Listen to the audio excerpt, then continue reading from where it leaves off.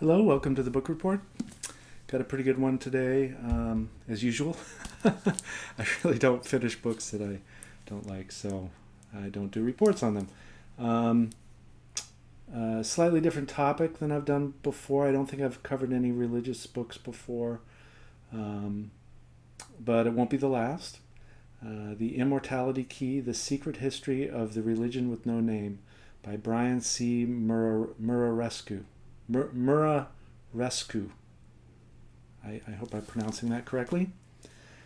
I really enjoyed it. I think there's a couple of new pieces of information in the English language anyway, and a really a collation of data that I think is a real contribution.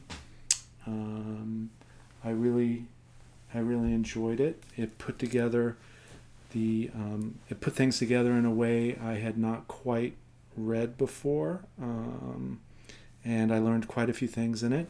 I think it's a little long as a scientific book. A good editor could have shrunk this in half at least, maybe probably more. But the part that would have been taken out, I enjoyed. It was basically the story of how the author did the research, traveled around, dug up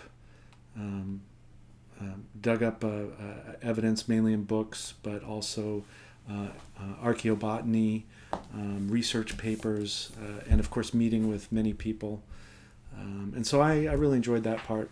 So I read the whole book, but for people that are more that wouldn't be interested in that, it's very skimmable, right? Those pieces are pretty easy to skip over, get to the last few paragraphs of the section, and then that's really the meat of it right there. So and really that, and I guess that does get to one other critique.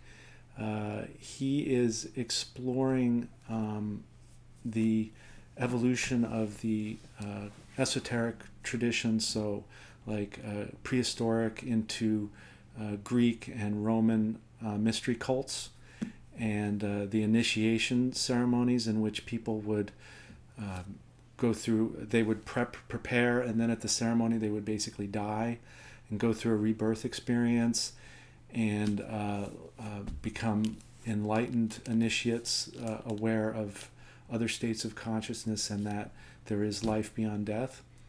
And so he's sort of connecting the dots, and he's saying that the core of most of those mystery cults was the drug-induced visions.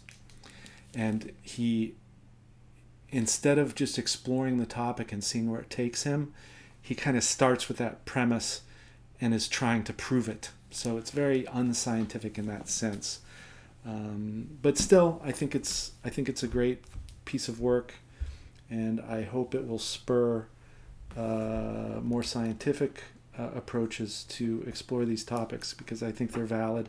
I think humans have been using mind-altering drugs forever, and I think there's no question that the Greek and Roman cults used it, so used mind-altering drugs. And I think it's an interesting question is whether the early Christian church did, which he claims it does. But there's really no proof yet. Okay, so one of the most important of the Greek cults is Eleusis. Most people have heard of Dionysus, where people are off in the woods having mind-altering experiences. But Eleusis was a little more formal. It was actually a location and a temple, and people would go there. Almost all the, or a high percentage of the wealthier and more cosmopolitan members of Greek and Roman society were initiates of Eleusis, including Cicero, Marcus Aurelius, and countless others. One of the initiates describes Eleusis as, quote, holding the whole human race together, close quote. Without the mysteries, life, bios, would be without life, abiotos. So I think that's a pretty powerful statement in the sense that becoming an initiate allows you to really live life, because you learn about other states of consciousness. You learn that there's more than just the life that's in your physical body, that there's life beyond life, all that, and you learn it experientially. You actually know it from personal experience. It's not something that's just told to you, and it holds the whole human race together. I think that's a very powerful statement that I was not aware of. So another piece was the 313.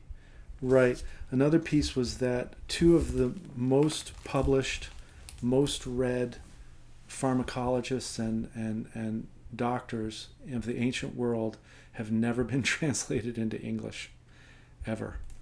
And a significant number of their potions or recipes involve mind-altering potions.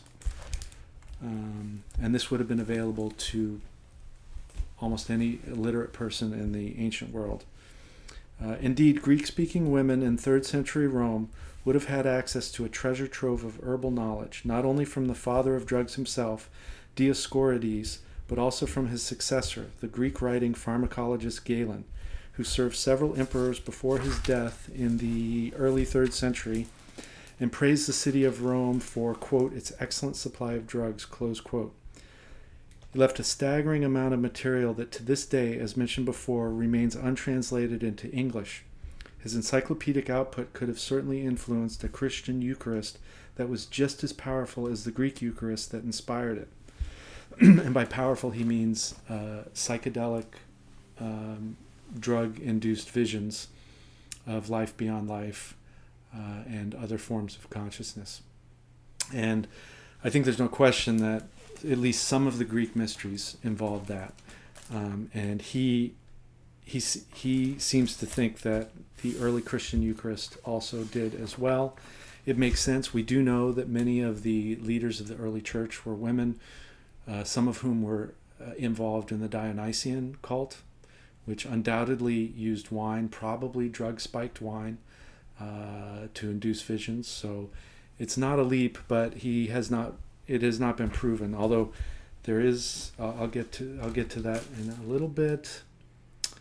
Okay, so oh yeah, this is a great quote about some of the visions themselves. The quote is from Peter Kingsley, a expert on the esoteric traditions of the ancient world, meaning the Christian Gnostics and the Greek mystery religions and the Roman mystery religions and all that. So for the Phocaeans, basically a subgroup of the Greeks who colonized many cities around the Mediterranean, dying before dying was the only way to get in touch with the true underlying structure of the cosmos. As Kingsley explains, quote, waking is a form of consciousness, dreaming is another, and yet this is what we can live for 1,000 years but never discover, what we can theorize or speculate about and never even come close to, consciousness itself. It's what holds everything together and doesn't change.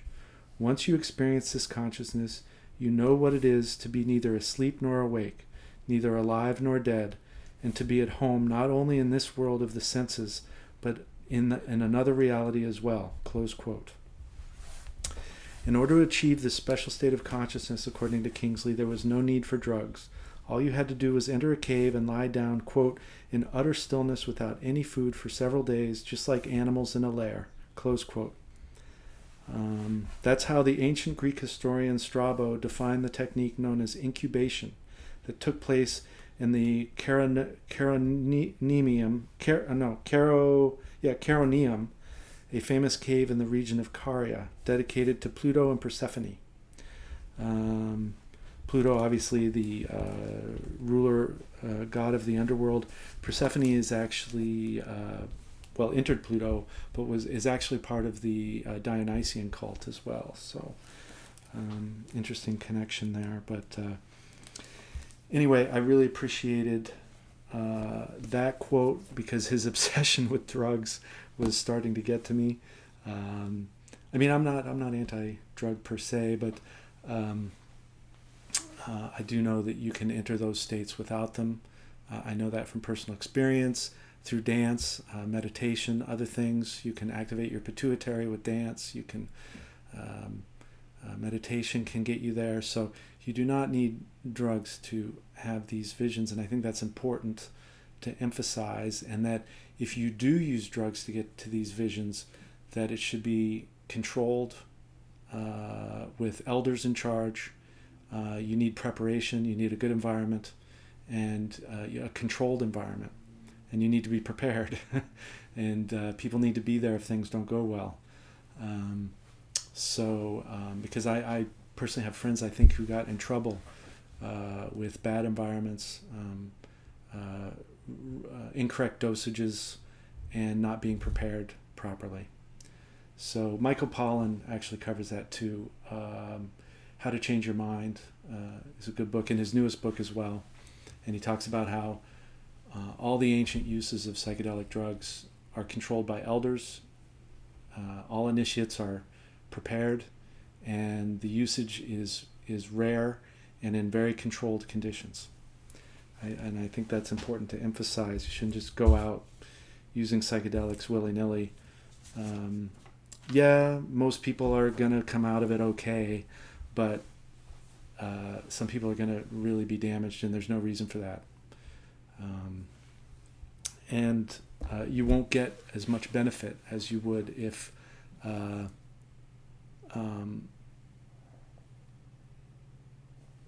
if it was if you were prepared for it and in a controlled environment. So to get the maximum benefit. All right, and now we get into the Archaeobotany, and I think this is one of the real contributions. This was a published paper. I think it was in Italian or maybe Spanish. I think it was published in Spanish. And most, basically, in terms of the study of the ancient world, if it's not published in German or English, most people who study the ancient world aren't going to read it. So it was very obscure, although when the author of this book took it around to experts, they were like, oh no, that researcher has a good reputation, they used proper techniques. So this is a legitimate scientific discovery using archaeobotany techniques of the dregs of a old spiked wine vessel that was found in a farm very close to Pompeii in modern day Italy.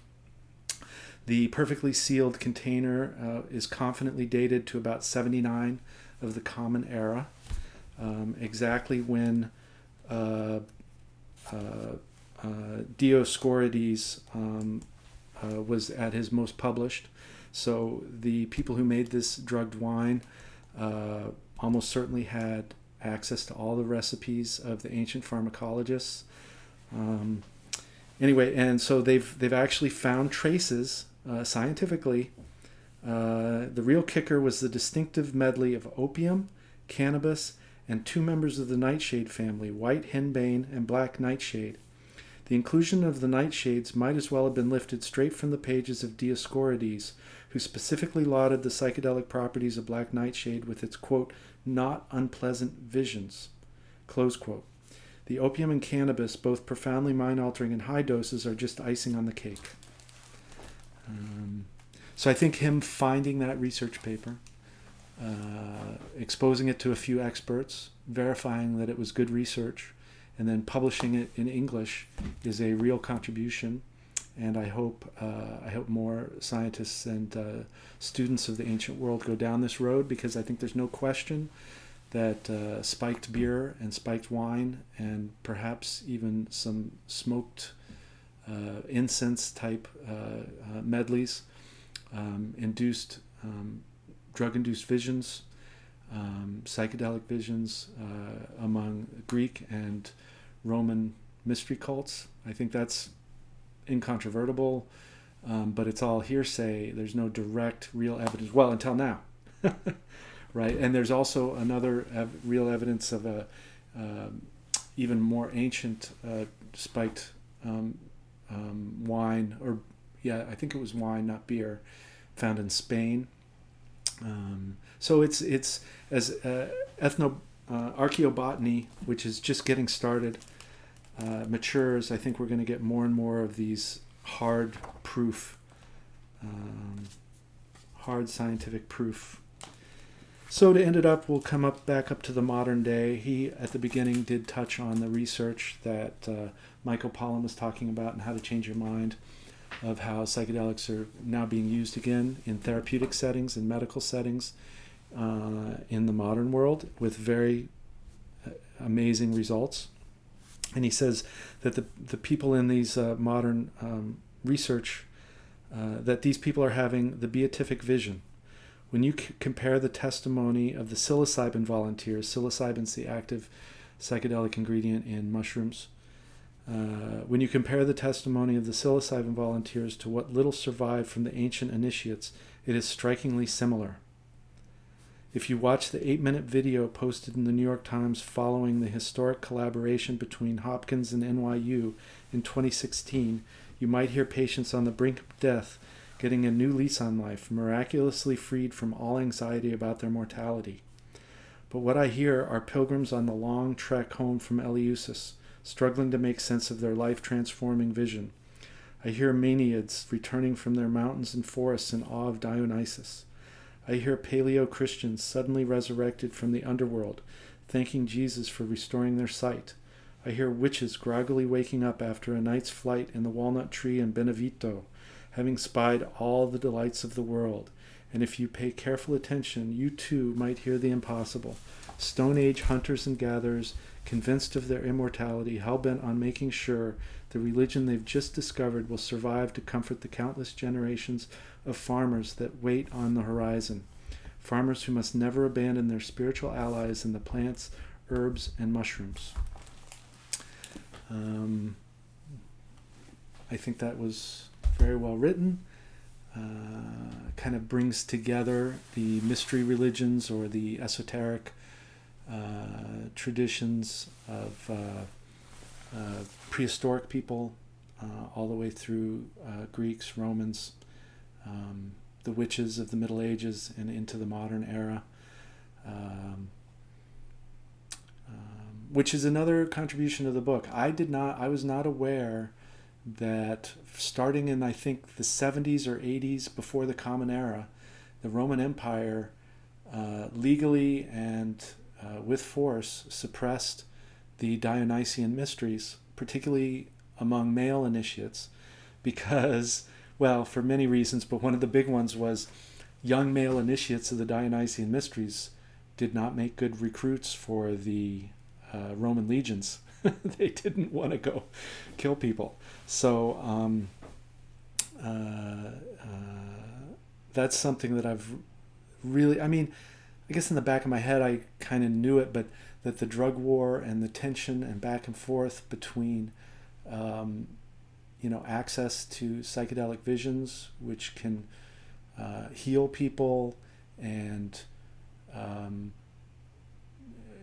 create an awareness of the oneness of all life, and can really have a lot of benefit, but it can also be very dangerous and can cause people to lose focus on the here and now, in the sense of your next meal and things like that, and practicalities, right? So it's a legitimate tension back and forth, the drug war, which was a real war in the US recently, but that tension, that back and forth between mind altering drugs of certain types and the powers that be that suppress them, and it's been going back, it goes way back, I'm sure, to prehistoric times, but I was not aware that it was active in the Roman times. And so anyway, yet another thing I got out of the book. I really enjoyed it. I think anybody who is interested in religious and particularly esoteric religious topics should at least scan and read the last third of the book for sure, and scan the rest of it. And I enjoyed the discovery process and his travels and meeting people and all that. I enjoyed the whole thing. So until next time, Happy reading.